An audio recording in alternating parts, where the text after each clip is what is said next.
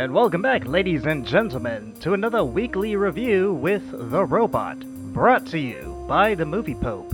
And here he is, bolts and nuts akimbo, The Robot. Happy Labor Day, everybody. Hope you're taking it easy as we slide into September. And to help you relax, we're going to dive into a movie that gets a lot of love from us here at the podcast. 1967's The Dirty Dozen is quite the Ron Pizza War movie filled with quirky characters bent on a single mission behind enemy lines. I love it. It's simple, adventurous, and at times you find yourself bonding with 12 guys you wouldn't even trust with a pillow. So, without further ado, let's dive into this movie and glean something from this cinematic gem. When we watch a World War II movie these days, we're accustomed to having it based on a real event, unit, or individual.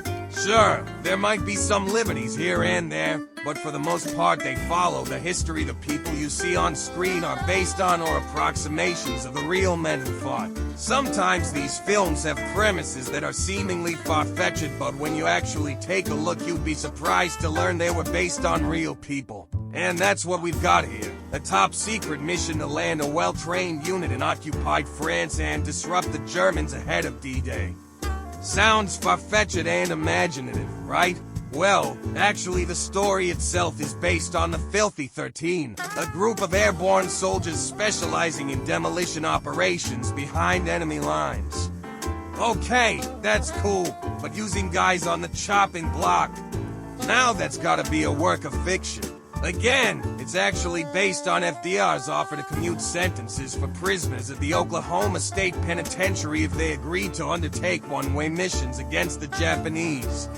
What's remarkable, really, is taking these real historical premises and molding a compelling story. Take the Filthy 13 here, maybe switch up the moniker, make them convicts instead of experts, have a no-nonsense commander, an uptight official who everyone can hate, and toss in the Germans and bam, you got yourself a movie. We're introduced to Major Reisman, who has the unenviable task of turning 12 ne'er-do-wells into an effective force that will be sent on a one-way mission to eliminate the German top brass ahead of D-Day. These are people the army won't miss, but the mission they're assigned is crucial. If that sounds familiar, it should, since the infamous Suicide Squad of DC Comics will follow a similar premise later on. These aren't heroes by any stretch of the imagination. Most of them are sentenced to be court-martialed and, in a few cases, hanged. But as they train and learn to work together, you begin to feel an affinity towards them. Because as terrible as they are, you still want them to succeed. You journey with Reisman as he hones these rusty knives into sharpened swords. He shows his affection for these guys, in his own way.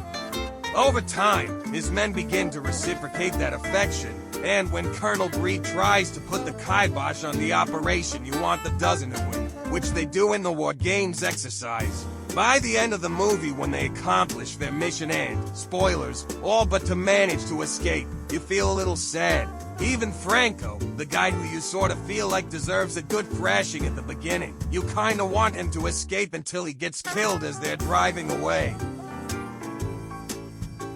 Keep in mind the movie was made in the 1960s, so there were different social attitudes. Reisman and his men are very much macho, there's no question there.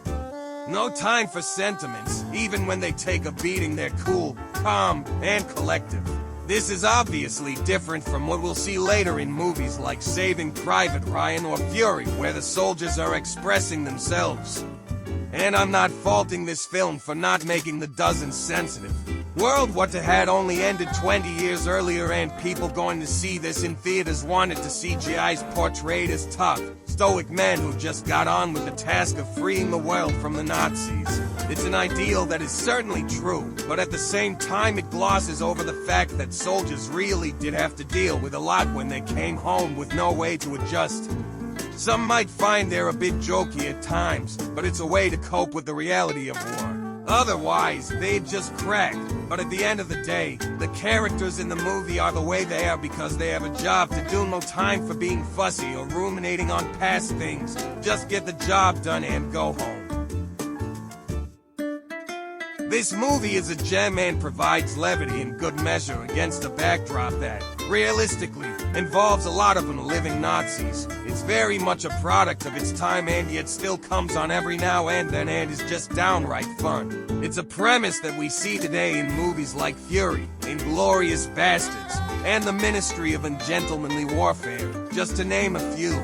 My only problem is the fact they spend nearly a third of the movie focusing on the training and the mission itself only takes up the last 30 minutes. After a while it gets a little old having to see them climb a rope, practice throwing each other, and getting into shenanigans. But that's my modern sensibility speaking here. But just getting a shortened montage of the training would pick up the pace and keep the story moving along, although the war games were appropriately paced in my view.